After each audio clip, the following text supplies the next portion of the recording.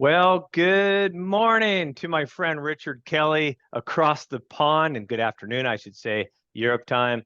Good morning to us in the United States time. And what a pleasure. I get to come back again. What is this, episode number 5? Have you not given up on yourself yet? No, I've up leveled it. Look at this. Hide and seek shirt. I even came dressed with one of my Oh, favorites for today's beautiful. topic, as you seen a picture of my son earlier today. And I said, this is, as we're going to talk about the unplugging with Lasso. For those that are familiar with the Ted Lasso show on Apple Plus, if you haven't, drop everything you're doing and watch it. Well, you don't have to, but we're gonna after our talk today, so many of you that haven't seen it are probably gonna want to, and those that have seen it are just gonna, I think, just relish in some of the great things that you were probably thinking from the show that we're gonna pull from today. But it's about life. Life is about having fun and making it fun, isn't it, Richard? As Yeah. we were talking just before this show, and we're gonna have fun today, and we're hoping that we're gonna, leave you with something that is well, we know it's valuable to us, and that hopefully is also a value to you as well. So welcome, Richard, on back again with me. Oh, it's beautiful. Thanks for that, Steve.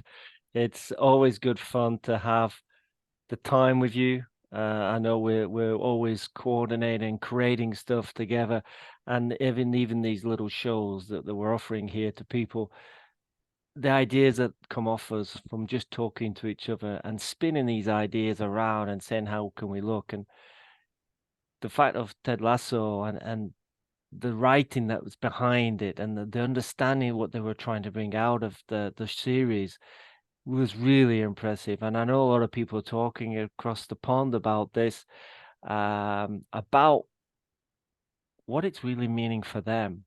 And I think we're going to touch a little bit of the surface here, Steve, today, and we may do some other shows on it later on. But I think it just kind of fitted in nicely from what we've been talking about before to kind of see the unplugging with Ted Lasso, what it really means, and what is this all about having humor and fun in our lives? That's it, right? Yeah. That's it.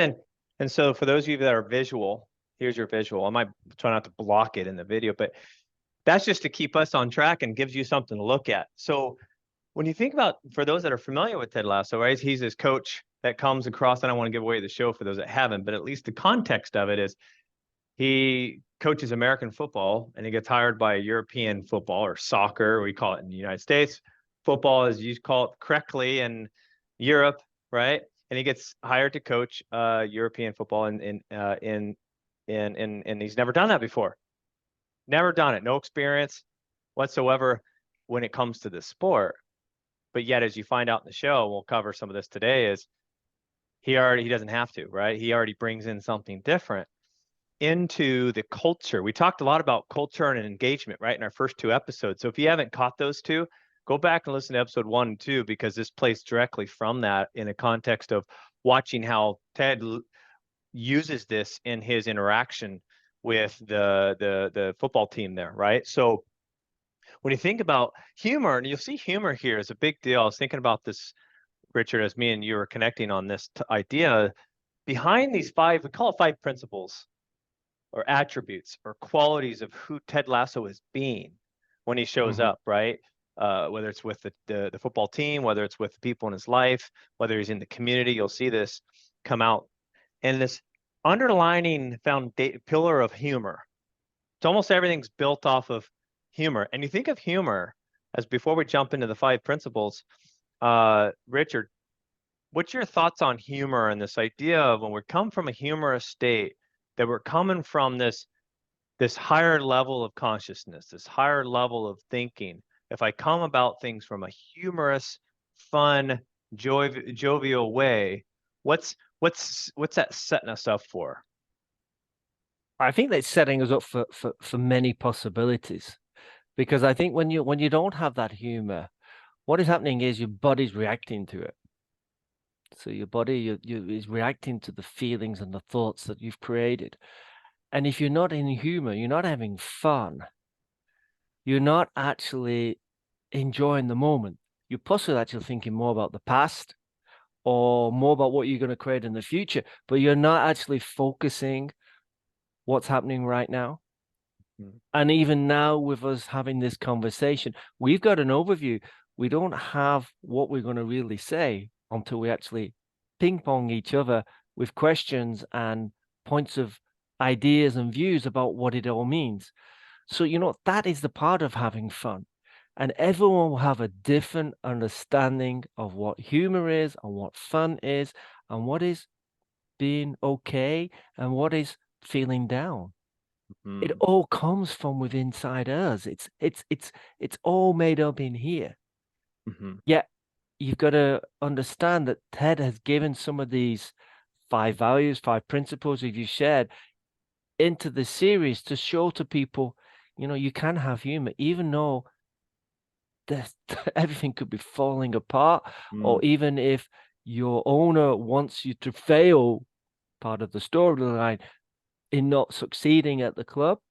Yet he turns it around and creates this humor about his players, his boss, his journalists, his family, his friends, Mm. etc., in all different angles. And that's, humor's it's literally saying, "Hey, I'm okay. It's great. Let's have this fun now, creating this possibility." Because I Hmm. don't know what's going to be around the corner. We don't know who's going to be listening to this. It could be a leader, it could be a coach, whoever. But Yeah. someone will get something from it that would say, "Hey, thanks guys for sharing this," because that really just opened up some ideas for me.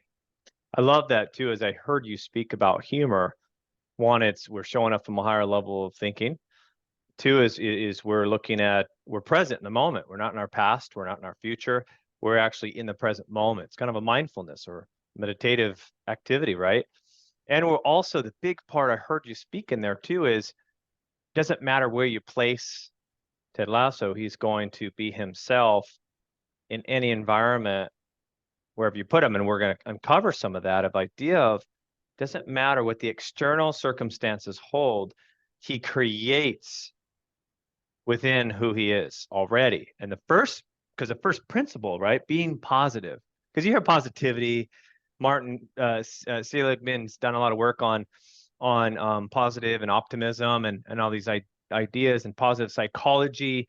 John Gordon's done a podcast called Positive University. So you see a lot of this going around in the research or just in some of these high profile people that put a lot of information on there. But for the sake of Ted Lasso living it and being it, when you think about happiness, so I have little stickies to remind me to ask Richard, be like, when you think about happiness is a choice, right? So he's positive. He's bringing that into an environment, Yeah.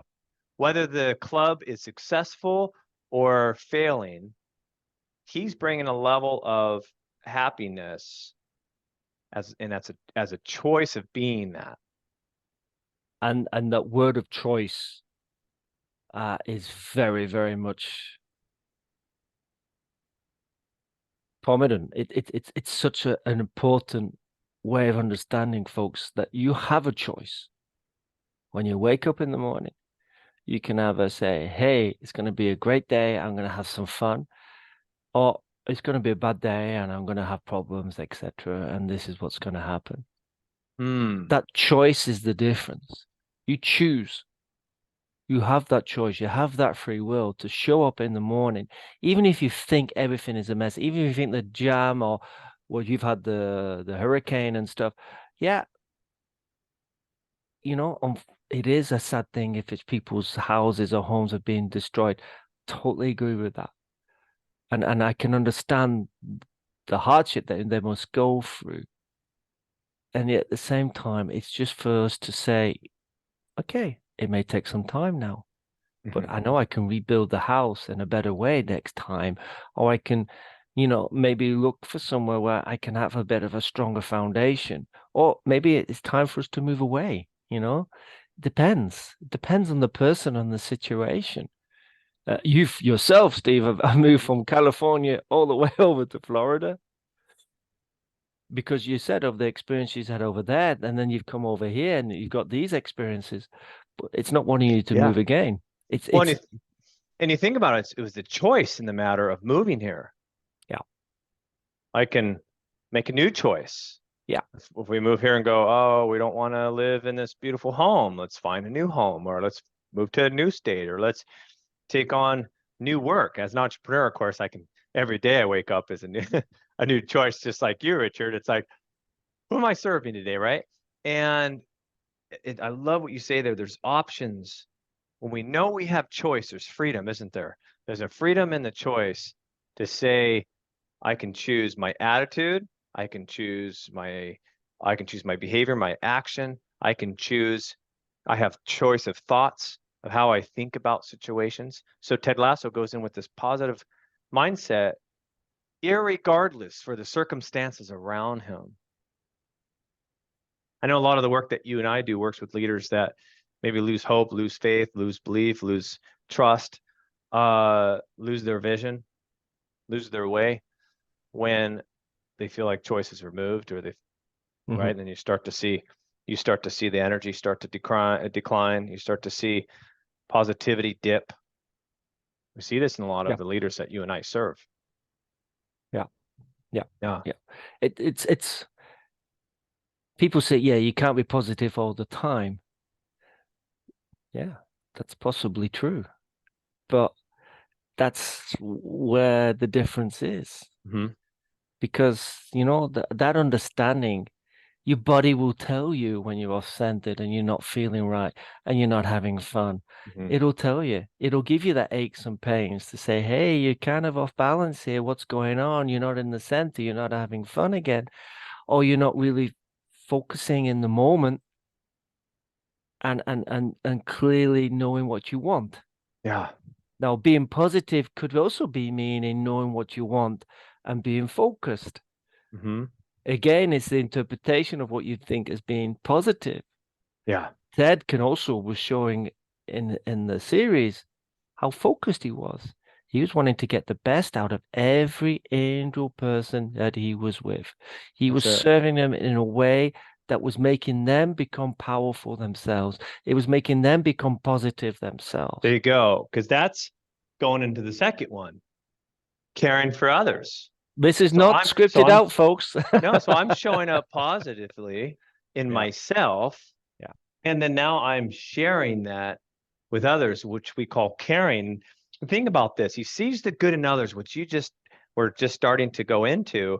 When I see the good in others, it makes me think of a great quote by Benjamin Franklin that I think of often as is like one of my, as his Ted Lasso way. It's been, Benjamin Franklin had this quote, and he had to work through this. He calls the 13 virtues. So those that want to look up his people used to walk on the opposite side of the road to avoid him. Can you imagine? And he was this diplomat. People loved him all over the place. Not when he was younger, not in his early 20s or 30s. People couldn't stand him because he was rude. He was mean. He was not positive. He had to learn this, called the 13 virtues. And one of them was, I will speak ill of no person and only all the good I know of everyone. Ill of no person, right? We have this thought of no one's worthy of my judgment. We've talked about this before, right, in our mastermind group. And you think about Ted Lasso sees the good in others despite their pain in the neck, despite there is something that is bothering me in them, despite all that stuff. He shows up and he chooses to see, another choice word, chooses to see the good in others and care for others, despite maybe their intentions towards him. What's your thoughts on that part of this Lasso principle on caring from that standpoint? Well, it kind of stems from him himself. Mm-hmm. He does care for himself. Oh. And at the same time, when you watch the series about his anxiety attacks and stuff like that, he knows he has to care for himself because that's coming up and telling him something about him. Mm-hmm. Yet he still wants to care for others. So what you do to yourself, you're going to do to others. So if you're going to be nasty to yourself, you're going to be nasty to others. You're going to be kind to other people. You will be kind to other people. You'll be kind to yourself. It's being your word. And he's trying to be the word of being caring for others. Mm-hmm. And yet you see throughout the part of the series, you'll see he doesn't really start to care for himself and he starts to wander off on what's going on. And that's when he starts to see he has these anxiety attacks, which I think is a great also way of showing mental issues, if we wish to Mhm. call it that way, or the well-being part of ourselves. I mean, there's so many words we could pick on, but Mhm. that area of touching about well-being, it's Yeah, important. When we see clients, it's not about just helping them to be focused, but it's also about their well-being. that's it. Like you said, one, we see the realities of his life, his vulnerability, is being willing to be true and transparent. And sometimes self-help, self-care gets a bad rap out there. And I go, is there a better alternative? Self-judgment, self-criticism. I love this idea that you just said is I can't serve people if I'm not serving myself. I cannot give care. And this is big in the healthcare world that I work in. And you do, I know you have a big role in healthcare, and the healthcare givers really struggle at this. A lot Yeah, that'll be listening to this podcast episode struggle in this area yeah. of thinking they're caring for others, but really when they stop caring for themselves, they're pouring from an empty tank, an empty vessel. Yeah, yeah. And everything is affected by it. Mm, Everything, their environment is affected by it yeah. in every aspect of their lives. And then they start to create that reality that this is just what it is. But it's not the case. Mm-mm. Yeah. And you think about that too. It goes right into the next one where there's got to be something greater than maybe the moment, greater than the circumstances, greater than what I might see happening in front of me. Possibility, the belief. You see the big sign he has right called believe.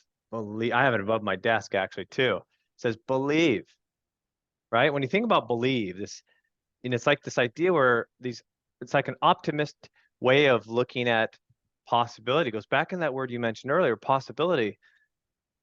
And you think about this idea of belief. It reminds me of the difference between optimist and pessimist. I heard recently where what's the difference between an optimist and a pessimist is an optimist chooses not to quit or give up. Oh, pessimist loses focus. They stop believing, right? So when you see believe, no matter what's going on in the club, in season, out of season, he has that sign that is this compass, this North Star that it Mhm. comes back to.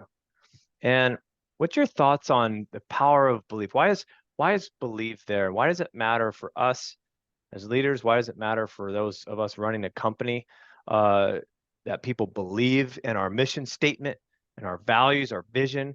Why does any of that beautiful things on our website? Why does any of that matter? Does it really matter? Because it's words for people, and if they don't believe in it, if they don't have that desire, that purpose for themselves, that Mm, clear understanding, the question is, what is it that I truly want today? so, And he with Ted Lasso, what he was doing, it was for the individuals as well as the team. mm, He was making every individual believe in themselves because they had their own stories that they had created, that they were saying one thing, another was saying this, and one was a bit boisterous, one was a bit of a. It all started to show up that at the end of the day, it's what you believe in. mm. It'll get you there. No matter if you're gay, you're straight, whatever it is, in that story, it was showing how humans are. And that belief is such a big, important thing. The belief of, we can get out of this hurricane and that we can move forward and we can create better things for our communities and stuff. That's trying to say we believe in ourselves, we can do something. As an Yeah, example, within a that's it. company, we can believe, we're all resilient. Yeah. And it's just stopping, slowing down, recognizing, observing what's going on, and believing in ourselves again. Yeah, that's what You we could just create this time. you said the magic word there is believing in something more, believing in a purpose, believing in, you think about, right,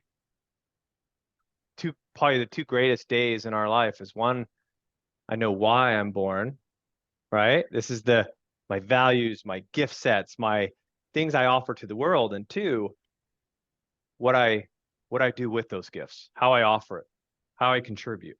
Is there a purpose? What are we driving towards? This idea of belief. I believe in what, right? And he even said, I don't care if we win or lose. There's always a win inside if I'm believing and pursuing and getting better and chipping away at growth, right? There's this idea of growth mindset, right? Like Carol Dweck talks about at Stanford, and growth mindset. Nothing great's happened outside of belief, has it? If you think of all human history, has anything ever come outside of belief where I just show up and go, well, I hope this lands okay, but I don't really believe we'll get there? What's all the championship teams in any sport, Olympians, business owners, CEOs of companies, belief is in the middle, isn't it? Yeah. Yeah. It's a big part of it. And going straight from that to leading with courage. We see Ted Lasso leading with courage. And there's a saying in the movie, right? Or in the show, in the series, he goes, doing the right thing is never the wrong thing. Yeah. Doing the right thing makes me think of the word integrity. Makes me think of the word character, courage. What's some of your thoughts on that? When maybe everyone's thinking or acting or doing something different, you as a leader or as a human being know that I need to stay true to what I believe, what I know is right, what I know is a foundational principle, perhaps.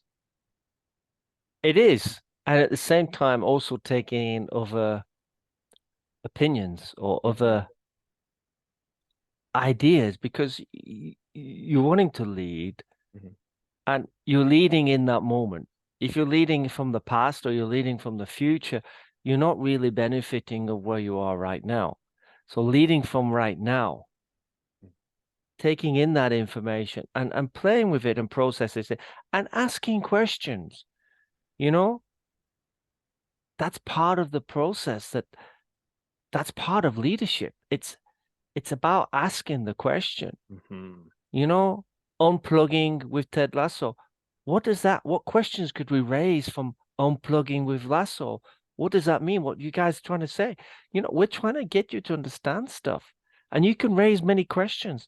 That's part of a leadership. Leaders is not just saying, okay, great, thanks, and I'll take your thing. No, okay, what made you think in that way? What was coming up for you? Why were you thinking this way? The whys, the whats, the whens. Yeah. Because that is then showing that you are a leader. You know, and it leads into the series with Ted Lasso. He was asking many different types of questions to his guys, to the players, to the management, to the journalists. You know, I think there was one saying, okay, give me a question and I'll give you a funny answer.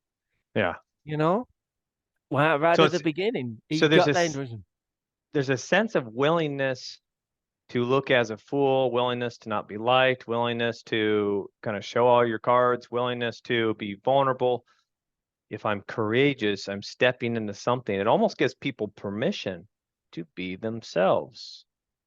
the perfect example there, Steve. I think if we will let people know about when he does the dart competition where he's having to throw against the ex-owner's partner at the darts in the pub. And he says, if you'd have got curious, you would have been asking me quite a few questions. How does this guy know how to play darts? Well, he's been playing since he's been 9. Yeah. That's beautiful. Like what you said there is missing in so often a lot of leaders that you and I coach. That's one of the number one things we see is a lack of curiosity of asking questions to their peers, to their directs, to their staff. We don't do enough of that, do we? No, because Asking questions, because the answer is right there often, isn't it? Right in front of us when all we need to do is ask it. Because we're always in the knowing mode. We're always knowing what is right. Do we? Yeah. Really? Half the time? Do we know? Do we know as people who work with other people? Do we really know the answer? It's them who knows the answer There you to their go. question. There you We go. have to get curious. We have to get curious as leaders in a certain way to say, what's going on here? Why are you saying this statement? What does it mean to you? And asking and getting curious with different questions kind of makes them figure out, oh, okay, now I understand why you're asking that question. Yeah, because you were thinking in that, and I'm thinking out here. That's it. And notice as you're saying that, he was brand new to this whole layout, new country team. Yeah. He doesn't even know the rules to the sport. He doesn't know anything. It's like he's dropped out of airplane, literally. Yeah. And this works anywhere you go. if I'm starting with, if I have a humor as my pillar, my foundation, right? If I'm positive, I care for others, if I believe in possibility, if I lead with courage.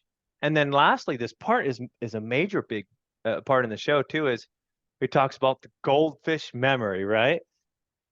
He goes, who knows if this is true or not, but in the show, in a sense, it's the idea that goldfish have a 10-second memory, right? He's working with one of his players that is beating up on himself. He's creating a story of why he's not performing as well, or he's starting to use language that is talking from a place of maybe he's not good enough personality, or maybe, right? He came from all the way from this other country to play with this great club, and he's underperforming, or is he? So with the goldfish metaphor, talking about this 10-second memory, right, Richard? What's your thoughts on that when you saw the 10-second memory in the world that you and I live in, making this in a place where we work with our clients? What often do people carry with them that Ted's talking about there that holds them back from really experiencing abundance, joy, peace, grace? What's he really uncovering when he's talking about the goldfish? It's their beliefs. Mm-hmm. What is holding them back? Yeah. What is from the past keeps coming back that they've not kind of experienced or taken forward and learned from it or observed about it. It's about, yeah, you kind of because I've got the notes here that I shared with you about the festering on your mistakes. Mm-hmm. You know, what's that going to do? Worrying about what the mistakes you've done. That's it. What are they going to bring back to you? You've already got that feeling of it and that understanding of it. So every time you're going to make that mistake, it's going to make you more worried and more confused and more upset. And the goldfish is about, yeah, just move on with it. Allow it to live in you, to live in the present. Yeah.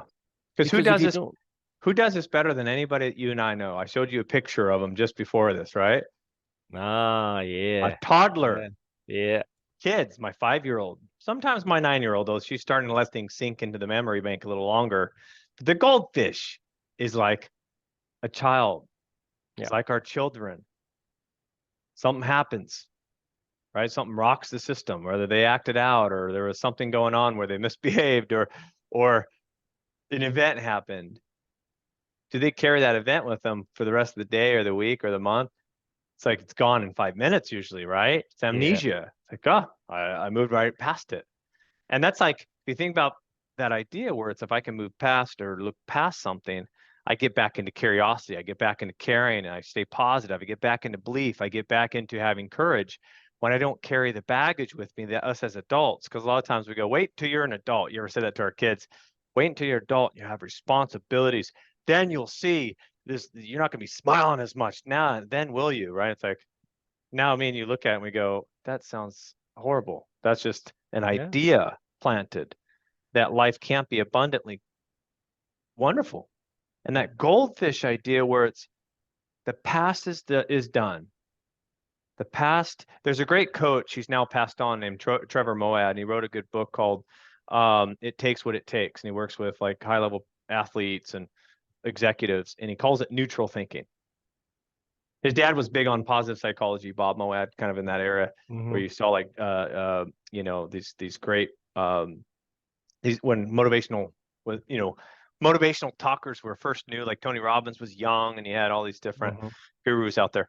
But I love that idea of neutral thinking is what he's trying to do, is that goldfish memory of somebody might have just thrown like maybe struck out in baseball or threw a pick as a quarterback in the NFL or in soccer. They missed the goal and they went over the top Mm-hmm. and they missed the game, right? And they lost because of that. And his idea of neutral thinking, Mm-hmm. of instead of carrying the weight of that, right? The weight of the play or whatever incident just happened, being able to say, how does that actually serve me to stay there thinking about and dwelling on it on the next play, on the next move, on the next game? And I often think about this idea of this neutral mindset, this as he talks about the goldfish memory, where it's like, yeah, the play happened or the event happened. Think about in our lives. Yet, if I carry it with me, does that really serve me to carry like ball and chain with me everywhere I go? Or is it better to have that goldfish idea where it's like, that was then, this is now, right? I think most of us struggle with this as adults. I know I do. Hey, hands up straight away. I do. Mm-hmm. And the fact is, it can be a heavy burden, huh? Mm-hmm. It can be Yeah. like you're carrying a big sack full of rocks on your back, Mm-hmm. and you feel tense, you feel anxiety, you feel worried, you feel upset, you get angry. Why? Because you're carrying something. You're carrying Mm. something that you just don't want to let go of. Yeah. And the goldfish principle is, Mm. okay, yeah, it was there for the moment. Does it really serve you now to worry Yeah. about it? No. But if you do, you're going to create more experiences of it, and you're going to get more and more heavy loads on your back. You're going to get more tense. You're going to get more anxiety. You're going to get Mm-hmm. worried. And then there's a spin-off, and it carries on and on. You're going, well, how can I get out of it? What have I done? Why can't I be like this? Mm. What's going on with me? Yeah. Why am I like this? And then you're blaming, then you're saying, well, it's the external, it's this and that. And why have I got about, yeah, I must have problems with my knees, or I've got gout, or whatever. But if you can understand that it's you've created it by Mm. you wanting it to manifest in that way, you wanting to continue with the story of it. Mm-hmm. That story of my team colleagues are not working for me, they should be like, we don't know what's going on with your team colleagues Yeah. 10 minutes ago. They may have had a bad day. They may have come off the phone with something that they've come in because of something. And okay, That's it. That's it. that's okay. It's just what it is. I love that Let It Go, right? It's a good song from Frozen the movie. Let it go, let it go. For those that know I'm talking about you, right? I used to watch that and I go, man, it's Disney show. Some of these are, they're right on. I need to sing this. I need that reminder for myself. I was like, heck with my kids, scoot over, right? Let me sing with you. Because you're right, let it go. And that's an aspect that he carries, as we start to circle it back to who he's being, is he's impacting the culture. Whether somebody wanted them to lose, whether somebody didn't like him, whether none of that even mattered, because he elevated everyone and everything around him by who he was being, right? Yeah. Showing up with possibility of he was positive, he had choice, right? He was caring for others, he was caring for himself too, and he was Yep. vulnerable and open. He believed in possibility so much, so he slapped it on the door before they went out to play. What in that belief, and what do we want, right? What do we want Yeah. from this idea of courage and asking questions, people, sitting with people, being with people in their stuff, and having the courage to say the hard stuff.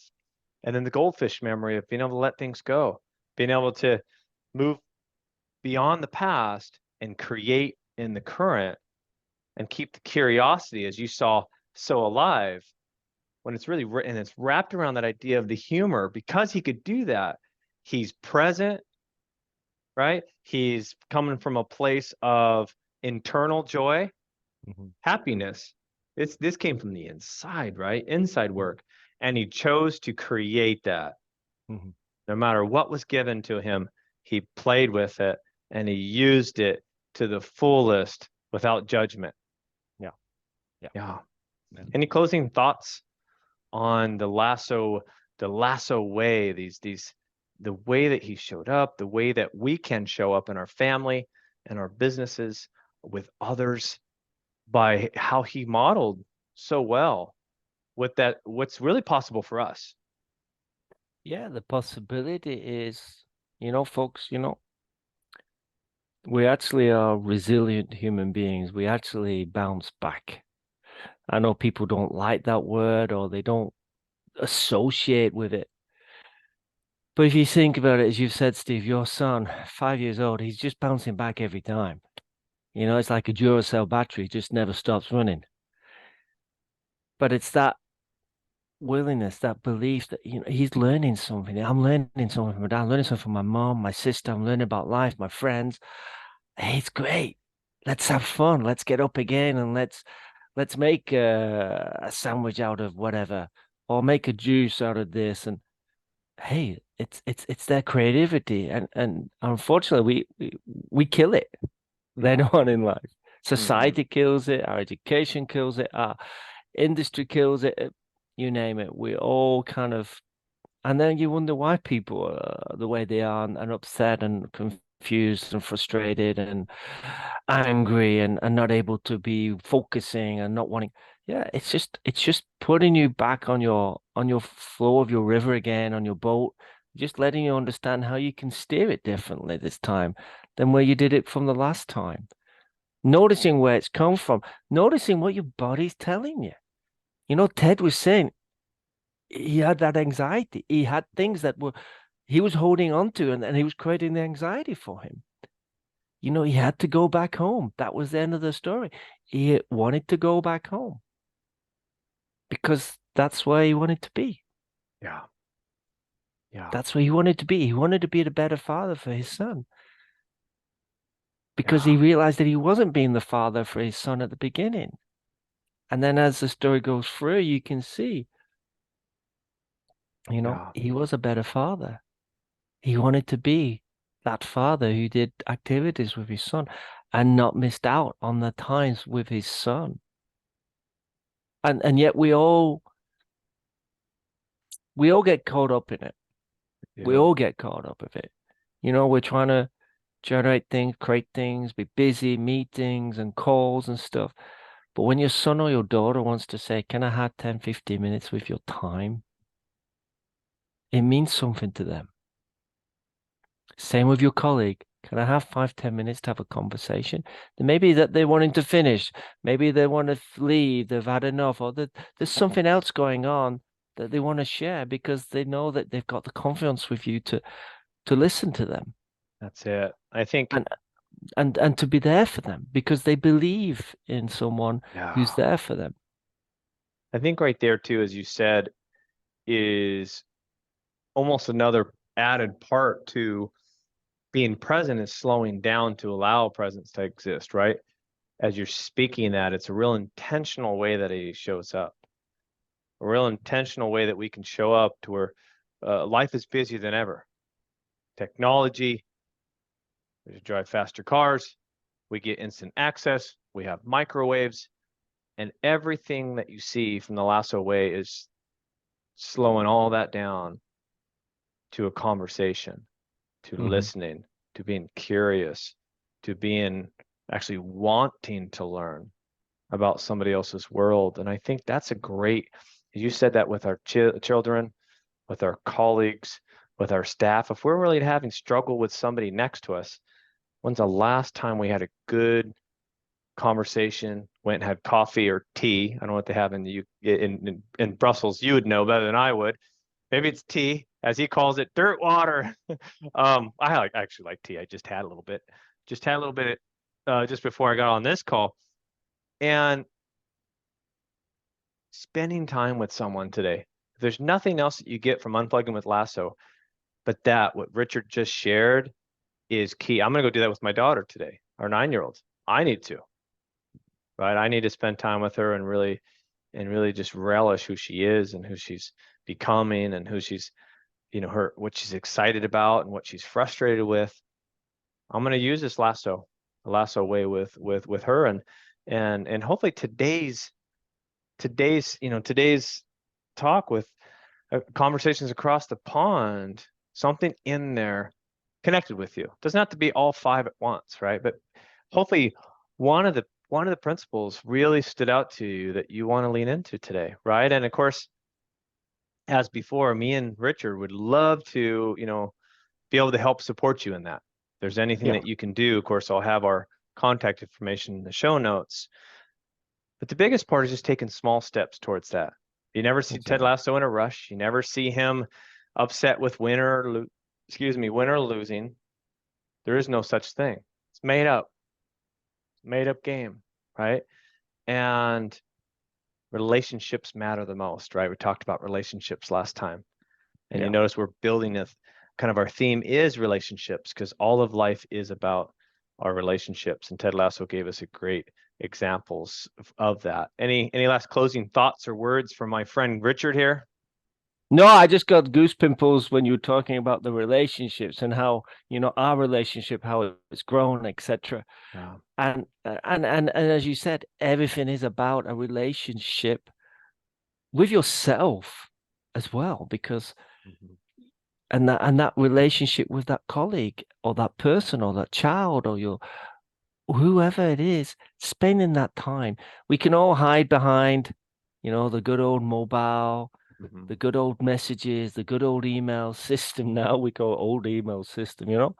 But actually, the just getting on a phone, having a conversation, listening to the voice, listening to what they're saying is more powerful than just reading the text, because they're coming out with um their energy, their feelings, and you coming reading that text message with your feelings and your understanding. But when you actually sit down with someone, and this is what you and I do before we create these shows, we're talking, we actually speak to each other. We don't send messages. We actually get on the phone, we talk to each other. And so that we can spin them ideas off and get an understanding of feeling of what's going on for each other. And that's how you create that relationship with people. It's that confidence, the trust, the love, the appreciation, all these words, the acknowledgement, they all come about because you're creating something with that other human being. Don't forget that other person in the office, that other person on the training field, the other person across from you in a counter, they're a human being. Mhm. They're in their world, creating their reality. So, Yeah. create that time just to smile, appreciate Mm. them, thank them, Yeah. makes a big difference. And that's what That's Ted it. was doing all the time. He was appreciating, the I remember when he walks in and the suit guy's collecting all the towels and stuff, and he asks him, "What's your name?" Yes. Because no one's ever asked this for his name. I want to know who you are. I want to know who you really are, not the guy who collects the towels or the tracksuits. I want to know who you are. So there you go, folks. Ted was Mhm. showing us and pointing to us who you really are. Who are Mm. you? Because that makes a difference in how you come out into this world. That's how you believe in yourself. We believe in you. We believe in our show because what it's doing, it's creating us a great relationship as well. So we look forward to hearing from you. And again, Steve, thanks for putting up a great script of us to bounce ideas from. And I really appreciate your love and your time and your energy as always in these great videos. So thank you, Thank you, Steve, Richard. and thank you everyone else for listening. Take care. Thank you, everyone. Bye now. We'll see you on Bye the bye. next one, episode 6. Yeah. All Bye right. bye. Bye for now.